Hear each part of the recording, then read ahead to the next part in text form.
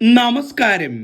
Infinite സ്റ്റോറീസിന്റെ പുതിയൊരു അധ്യായത്തിലേക്ക് എല്ലാവർക്കും സ്വാഗതം. ജ്യോതിഷത്തിൽ 27 നക്ഷത്രങ്ങളുള്ളതിൽ 9 നക്ഷത്രക്കാരെ ദേവഗണത്തിൽപ്പെട്ട നക്ഷത്രങ്ങളെന്നാണ് വിളിക്കുന്നത്. എന്തുകൊണ്ടാണ് ഇവരെ ദേവഗണം എന്ന് വിളിക്കുന്നതെന്ന് ചോദിച്ചാൽ, ഇവരുടെ ജീവിതത്തിലെ ചില സവിശേഷതകൾ, ചില രഹസ്യങ്ങൾ കൊണ്ടാണ് ഇവരെ ദേവഗണത്തിൽ പെടുത്തിയിരിക്കുന്നത്. ആ രഹസ്യങ്ങളെ പറ്റിയാണ് ഇന്ന് പറയാൻ പോകുന്നത്. നിങ്ങളുടെ വീട്ടിൽ ഈ ദേവഗണത്തിൽപ്പെട്ട ഒരാൾ ഉണ്ട് എന്നുണ്ടെങ്കിൽ, നിങ്ങൾ തന്നെയാണ് ദേവഗണത്തിൽപ്പെട്ട വ്യക്തി എന്നുണ്ടെങ്കിൽ തീർച്ചയായിട്ടും ഈ വീഡിയോ കാണണം കേട്ടോ. കാരണം ദേവഗണക്കാരുടെ ജീവിതത്തിലെ ആ രഹസ്യങ്ങളെ പറ്റിയാണ് ഇന്ന് ഇഴകീറി പരിശോധിക്കാൻ പോകുന്നത്. ആ 9 നാളുകാരെന്ന് പറയുന്നത് രേവതി, തിരുവോണം, പൂയം, പുണർദം, ചോതി, അനിഴം, അത്തം, മകൈരം, അശ്വതി. ഈ 9 നാളുകാരാണ് ദേവഗണക്കാർ എന്ന് പറയുന്നത്. ഇവരുടെ ജീവിതത്തിൽ കാണുന്ന ആ രഹസ്യങ്ങൾ ഞാൻ ഇന്നിവിടെ പറയാം. നിങ്ങൾ ഈ നക്ഷത്രക്കാരാണ് എന്നുണ്ടെങ്കിൽ ഞാൻ ഈ പറയുന്ന കാര്യങ്ങളുമായിട്ട് നിങ്ങൾ ഒന്ന് തട്ടിച്ചു നോക്കൂ. പറയുന്നത് ശരിയാണോ എന്ന് കേട്ടിട്ട് എല്ലാവരും അഭിപ്രായം അറിയിക്കുക. അപ്പം ഞാൻ കാര്യത്തിലേക്ക് കടക്കാം. എന്തൊക്കെയാണ് ഈ ദേവഗണത്തിൽപ്പെട്ടവരുടെ പ്രത്യേകത എന്ന് പറയുന്നത്?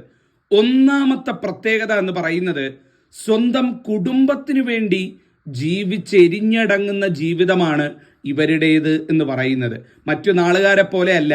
ഇവർ ജീവിക്കുന്നതും ഇവർ ചിന്തിക്കുന്നതുമെല്ലാം തൻ്റെ കുടുംബത്തിന് വേണ്ടിയാണ്, മക്കൾക്ക് വേണ്ടിയാണ് എന്നുള്ളതാണ് ഏറ്റവും വലിയ പ്രത്യേകത എന്ന് പറയുന്നത്. ഒരു കാലഘട്ടത്തിൽ അച്ഛനമ്മമാർക്ക് വേണ്ടി ജീവിക്കും, പിന്നീട് സഹോദരങ്ങൾക്കും പങ്കാളിക്കും വേണ്ടി ജീവിക്കും, പിന്നീട് മക്കൾക്കും കൊച്ചുമക്കൾക്കും വേണ്ടി ജീവിച്ച് സ്വയം ജീവിക്കാൻ മറന്നു പോകുന്നവരാണ് ഇക്കൂട്ടരെന്ന് പറയുന്നതാണ് ഏറ്റവും വലിയ പ്രത്യേകത. കുടുംബത്തിൻ്റെ സന്തോഷത്തിന് വേണ്ടി, കുടുംബാംഗങ്ങളുടെ സന്തോഷത്തിന് വേണ്ടി ജീവിതത്തിൽ പലതും ഉപേക്ഷിക്കേണ്ടി വന്നവരാണ് ഇക്കൂട്ടരെന്ന് പറയുന്നത്.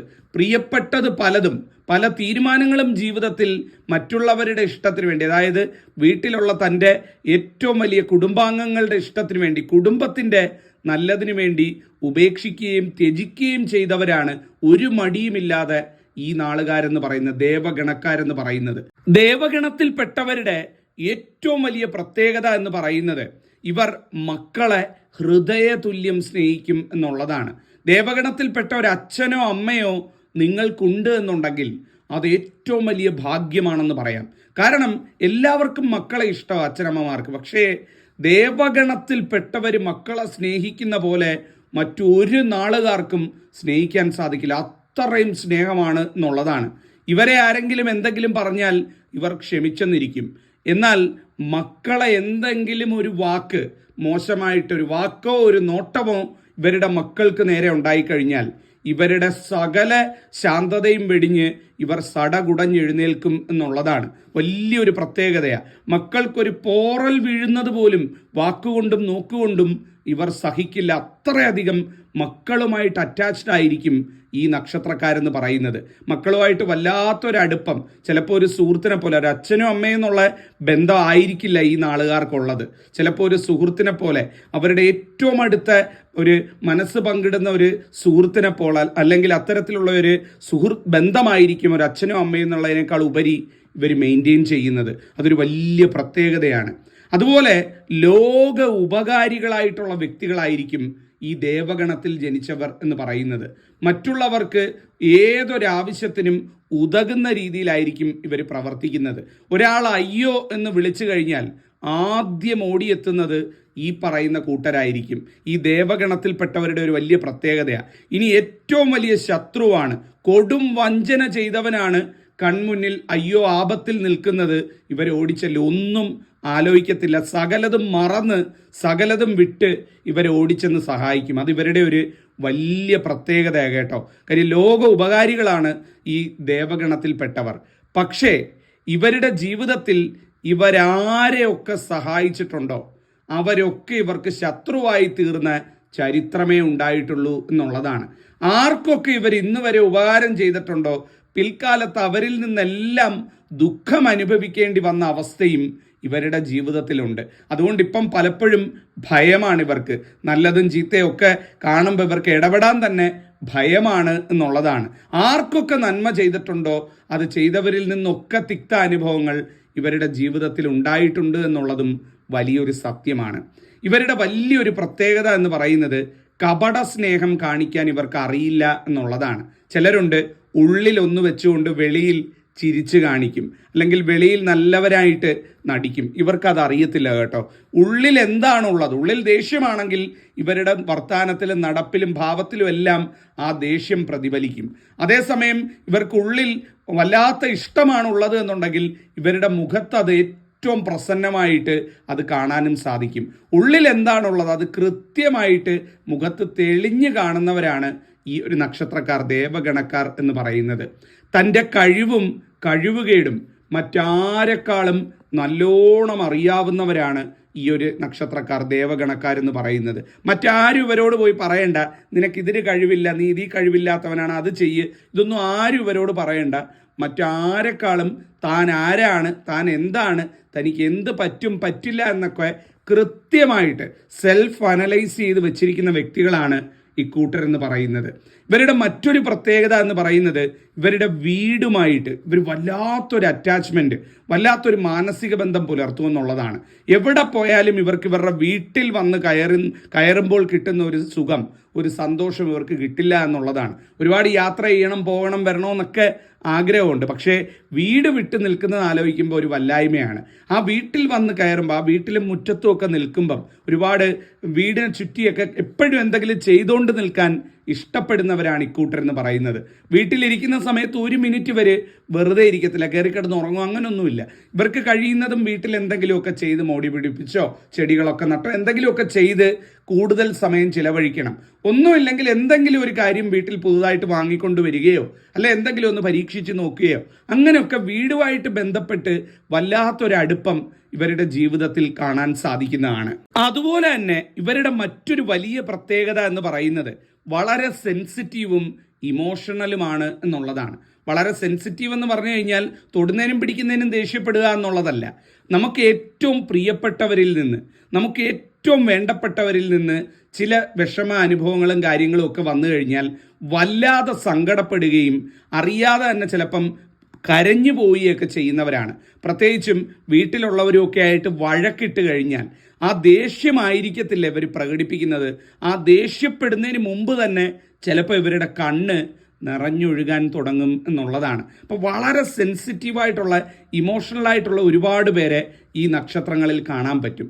പലപ്പോഴും സംസാരിച്ച് തുടങ്ങിക്കഴിഞ്ഞാൽ ഏറ്റവും ഉറ്റവരോടും ഉടയവരോടുമാണ് ഈ കലഹിക്കുന്നത് എന്നുണ്ടെങ്കിൽ പെട്ടെന്ന് തന്നെ കണ്ണ് നിറഞ്ഞ് കരഞ്ഞു പോകുന്നവരാണ് ഈ കൂട്ടരെന്ന് പറയുക. ആ ദേഷ്യം കണ്ണീരായിട്ട് ചിലപ്പം വന്നു പോകും. അതിവരുടെ ഒരു പ്രത്യേകതയായിട്ട് കൂടുതലായിട്ട് കാണാൻ സാധിക്കും. പുരുഷന്മാരിൽ വരെ ഈ ഒരു പ്രത്യേകത കൂടുതലായിട്ട് കാണാൻ സാധിക്കുന്നതാണ്.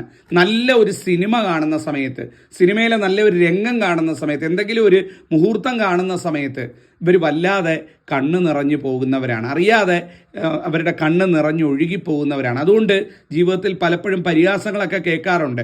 അയ്യേ നീ എന്തിനാ കരയുന്നത്, അത് സിനിമയല്ലേ, അത് സീരിയലല്ലേ, അല്ലെങ്കിൽ അത്തരത്തിലല്ലേ, ഇത് കണ്ടൊക്കെ ആരെങ്കിലും കരയോ എന്നൊക്കെയുള്ള പരിഹാസമൊക്കെ ഇവർക്ക് കേൾക്കാറുണ്ട്. എങ്കിലും ഇവർക്ക് ചില നിമിഷങ്ങളൊക്കെ കണ്ടു കഴിഞ്ഞു കഴിഞ്ഞാൽ അറിയാതെ ഇവരുടെ ഉള്ളിൽ അത് തട്ടുകയും അത് സ്പർശിക്കുകയും ചെയ്യുന്നവരാണ്. എപ്പോഴും ഹൃദയം കൊണ്ട് സംസാരിക്കുന്നവരാ, വാ കൊണ്ട് സംസാരിക്കുന്നവരല്ല ഇക്കൂട്ടരെന്ന് പറയുന്നത്. വാ കൊണ്ട് സംസാരിക്കുക, ഹൃദയം കൊണ്ട് സംസാരിക്കുക, വ്യത്യാസം എന്താണെന്ന് ചോദിച്ചാൽ ഇവരെന്ത് പറഞ്ഞാലും അത് മനസ്സിൽ തട്ടി പറയുന്നതാണ് കേട്ടോ. അത് അവർ ആത്മാർത്ഥമായിട്ട് പറയുന്നതാണ്. ചുമ്മാതൊരു പാഴ്വാക്ക് പറഞ്ഞ് കവർ ചെയ്ത് പോകാനൊന്നും ഇവരെ കിട്ടില്ല എന്നുള്ളതാണ്. ഏത് കാര്യം പറഞ്ഞാലും ഉള്ളിൽ തട്ടി പറയും. അതുപോലെ ഏത് കാര്യം ചെയ്താലും വൃത്തിയായിട്ട് ചെയ്യണമെന്ന് നിർബന്ധ ബുദ്ധിയുള്ളവരാ. ചുമ്മാതെ എന്തെങ്കിലും ഒന്ന് കാട്ടിക്കൂട്ടി, അതിപ്പം ചെയ്യുന്ന ജോലിയിലായാലും വീട്ടിലെ കാര്യങ്ങളിലായാലും അല്ലെങ്കിൽ ഏതെങ്കിലും ഒരു കാര്യത്തിന് കയറി ചുമതലയേറ്റാലാണെന്നുണ്ടെങ്കിലും ഒക്കെ എന്തെങ്കിലും ഒന്ന് കാട്ടിക്കൂട്ടിയിട്ട് വരണം, അങ്ങനെ ചിന്തിക്കുന്നവരല്ല. എങ്ങനെയെങ്കിലും തീർത്തിട്ട് ഇനി വരണം, അങ്ങനെ വിചാരിക്കുന്നവരല്ല. ചെയ്യുന്ന സമയം വൃത്തിയായിട്ട് ചെയ്തിട്ട് വരണം. അതിൽ നമ്മളുടെ ഒരു സിഗ്നേച്ചർ ഉണ്ടായിരിക്കണം എന്ന് ഉത്തമ ബോധ്യമുള്ളവരാണ് ഇക്കൂട്ടരെന്ന് പറയുന്നത്. തൻ്റേതായ ഒരു വ്യക്തിമുദ്ര പതിപ്പിച്ച് ഏറ്റവും ഭംഗിയായിട്ട് ചെയ്യണമെന്ന് ഇഷ്ടമുള്ളവരാണ് ഇക്കൂട്ടർ. വളരെ ഫ്ലെക്സിബിളായിട്ടുള്ള ആളുകളാകട്ടോ ഇക്കൂട്ടർ എന്ന് പറയുന്നത്. സാഹചര്യത്തിനനുസരിച്ച് ആ ഒരു സന്ദർഭത്തിനനുസരിച്ച് പെരുമാറാനുള്ള കഴിവ് ഇവർക്ക് വളരെ കൂടുതലാണ്. അതുകൊണ്ട് തന്നെ പല കാര്യങ്ങളും വരുമ്പം ഇവരുടെ അടുത്ത് കുറച്ചു നേരം പോയിരിക്കുന്നത്, സംസാരിക്കുന്നതൊക്കെ മറ്റുള്ളവർക്കൊരു വലിയ ആശ്വാസമായിട്ട് തോന്നും. മാർഗത്തെക്കാൾ ലക്ഷ്യമാണ് പ്രധാനമെന്ന് മനസ്സിൽ ഉറച്ചു വിശ്വസിക്കുന്നവരാണ്. ലക്ഷ്യത്തിലെത്താൻ നമുക്ക് ഏത് മാർഗവും സ്വീകരിച്ച് കഷ്ടപ്പെട്ട് മുന്നേറി പോകാം എന്ന് കരുതുന്നവരാണ് ഇക്കൂട്ടരെന്ന് പറയുന്നത്. ജീവിതത്തിൽ ചില വിശ്വാസവഞ്ചനകൾ, ചില ചതികളൊക്കെ ഏറ്റവും അടുത്ത വ്യക്തികളിൽ നിന്ന്, ഏറ്റവും അടുത്ത് നിന്ന വ്യക്തികളിൽ നിന്ന് നേരിടേണ്ടി വന്നിട്ടുള്ള വ്യക്തികളുമാണ് ഇക്കൂട്ടരെന്ന് പറയുന്നത്. ആ ഒരു കാര്യം മാത്രം ഇവർ മരണം വരെ മറക്കത്തില്ല കേട്ടോ. ഒരു കാലത്ത് ഏറ്റവും അടുത്ത് നിന്ന്, അല്ലെങ്കിൽ നമ്മുടെ ഏറ്റവും കൂടെ നമ്മളുടെ നിഴലായി നിന്ന ചില വ്യക്തികളിൽ നിന്ന് അത്തരത്തിൽ ചില വിശ്വാസവഞ്ചനയും ചില ഒരിക്കലും പ്രതീക്ഷിക്കാത്ത ചില വിഷമിപ്പിക്കുന്ന പ്രവർത്തികളുമൊക്കെ ഇവരുടെ ജീവിതത്തിൽ ഉണ്ടായത് നമുക്ക് കാണാൻ സാധിക്കും. അതിങ്ങനെ മനസ്സിൽ നോക്കുമ്പം വലിയൊരു മുറിപ്പാടായിട്ട് കിടക്കുന്നതും ഇവരുടെ ജീവിതത്തിൽ കാണുന്നതാണ്. ഉറ്റവരെയും ഉടയവരെയും കാൾ സുഹൃത്തുക്കളാണ് ഇവരുടെ ജീവിതത്തിൽ എല്ലാ കാലത്തും ഉപകാരപ്പെട്ടിട്ടുള്ളത്. അതായത് ഇവരുടെ ബന്ധുക്കളോ അല്ലെങ്കിൽ ഇവരുടെ ബന്ധങ്ങളിൽപ്പെട്ട ആളുകളോ ഒക്കെയാണ് ഒരാപത്ത് വരുമ്പോൾ സഹായിക്കുമെന്ന് കരുതിയത്. പക്ഷേ അവരൊന്നും ആയിരുന്നില്ല. അവരൊക്കെ തനിയെ നിന്നതേ ഉള്ളൂ. ഇവരുടെ ജീവിതത്തിൽ എന്നും സഹായത്തിന് ഓടിയെത്തിയിട്ടുള്ളത് ഏറ്റവും അടുത്ത് നിന്ന സുഹൃത്തുക്കളാണെന്നുള്ള സത്യവും മറച്ചു വയ്ക്കാൻ കഴിയില്ല. ഒരുപാട് കൂട്ടുകാരൊന്നും ഉണ്ടാവില്ല കേട്ടോ. ചിലപ്പോൾ 4-5 കൂട്ടുകാരൊക്കെ ഉള്ളൂ. പക്ഷെ ആ ഉള്ളവർ ജീവിതത്തിൽ ഉതകിയിട്ടുള്ളവരാണ്. അവർക്ക് വേണ്ടി ഹൃദയം പറിച്ച് കൊടുക്കാനും മടിയില്ലാത്തവരാണ് ഇക്കൂട്ടരെന്ന് പറയുന്നത്. മനസ്സ് വേദനിപ്പിച്ചവരോട്, ഉപദ്രവിച്ചവരോട് തിരിച്ചൊന്നും വായിക്കുക പറയാനോ പ്രതികാരം വീട്ടാനോ ഒന്നും ഇവർ പോയിട്ടില്ല കേട്ടോ. എല്ലാം ഈശ്വരനോട് പറഞ്ഞിട്ടേ ഉള്ളൂ. ഈശ്വര സമക്ഷം എല്ലാ കാര്യങ്ങളും അറിയിച്ച് പ്രാർത്ഥിച്ചിട്ടേ ഉള്ളൂ. അതിൻ്റെ ഫലമായിരിക്കാം ഇവരുടെ മനസ്സ് വിഷമിപ്പിച്ചവർ, ഇവരെ കണ്ണീരണിയിച്ചവർ എല്ലാവരും പിൽക്കാലത്ത് ഇവരുടെ കൺമുന്നിൽ തന്നെ അത് ഏറ്റുപറയേണ്ട അവസ്ഥ, അല്ലെങ്കിൽ സത്യം ഇവരുടെ കൺമുന്നിൽ തന്നെ ഈശ്വരനായിട്ട് കൊണ്ടുവന്നിട്ടുണ്ട് എന്നുള്ളതാണ്. ഇവരുടെ മനസ്സുരുകി, ഇവരുടെ മനസ്സ് നീറിയിട്ടുണ്ട് എന്നുണ്ടെങ്കിൽ അതിനുള്ള കാഴ്ച ഈശ്വരൻ ഇവരുടെ കൺമുന്നിൽ കാണിച്ചിട്ടുണ്ട് എന്നുള്ളതും വലിയൊരു സത്യം. ഓർത്തു നോക്കിയാൽ നിങ്ങൾക്ക് മനസ്സിലാവും ഞാൻ എന്താ ഈ പറഞ്ഞത് നിങ്ങളുടെ ജീവിതത്തിൽ എന്നുള്ളത്. ഓരോരുത്തർക്കും ഓരോ കാര്യമായിരിക്കും. പക്ഷേ ഉറപ്പായിട്ടും പറയുന്നു, ഇവരുടെ മനസ്സ് വിഷമിപ്പിച്ചവർ ഇവരുടെ മുന്നിൽ അത് ഏറ്റുപറയാൻ കാലം സാക്ഷിയായിട്ടുണ്ട് എന്നുള്ളത് സത്യമാണ്. അതുപോലെ ഇവരുടെ ജീവിതത്തിൽ 28-നും 34-നും ഇടയിൽ ജീവിതത്തിൽ വലിയ ചില വഴിത്തിരിവുകൾ നടക്കാനുള്ള സാധ്യതയുണ്ട്. ഇവരുടെ ജീവിതത്തിൻ്റെ അന്ന് വരെയുള്ള ഗതിയെ മാറ്റിമറിക്കുന്ന രീതിയിൽ ചിലപ്പം നല്ലതാവാം, ചിലപ്പം ദോഷമാവാം. അങ്ങനെ ഒരു സംഭവം 28-നും 34-നും ഇടയിൽ നടക്കാൻ സാധ്യത ഉണ്ടാകും. അതായത് നമ്മളിങ്ങനെ ജീവിച്ചൊരു താളത്തിൽ പോകുന്നു, പെട്ടെന്ന് ഒരു സൗഭാഗ്യം വരുന്നു, നമ്മളുടെ ജീവിതം മൊത്തത്തിൽ അടിമുടി മാറുന്ന ഒരവസ്ഥയിലേക്ക് ആ ഒരു സംഭവത്തോടു കൂടി മാറുന്നു. അല്ലെങ്കിൽ പെട്ടെന്നൊരു ദുരന്തം വരുന്നു, അന്ന് വരെ നമ്മൾ ജീവിച്ചിരുന്ന ഒരു ജീവിതത്തിൽ നിന്ന് മറ്റൊരു ഡൈവേർഷനിലേക്ക് ജീവിതം എടുക്കുന്ന ഒരവസ്ഥ. അത് 28-നും 34 വയസ്സിനും ഇടയിൽ ഇവരുടെ ജീവിതത്തിൽ സംഭവിക്കും, അല്ലെങ്കിൽ സംഭവിച്ചിട്ടുണ്ട് എന്നുള്ളതും വലിയൊരു വസ്തുതയാണ്. അപ്പം ഇത്രയും കാര്യങ്ങളാണ് ദേവഗണത്തെ പഠിക്കുമ്പോൾ എനിക്ക് മനസ്സിലായത്.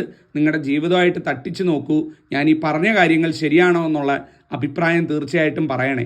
തെറ്റാണ്, അത്രയേ ഉള്ളൂ. അപ്പോൾ ഇത് പറഞ്ഞുകൊണ്ട് ഞാൻ ഈ അധ്യായം അവസാനിപ്പിക്കുകയാണ്. നല്ലത് വരട്ടെ, നന്നായി വരട്ടെ. നന്ദി, നമസ്കാരം.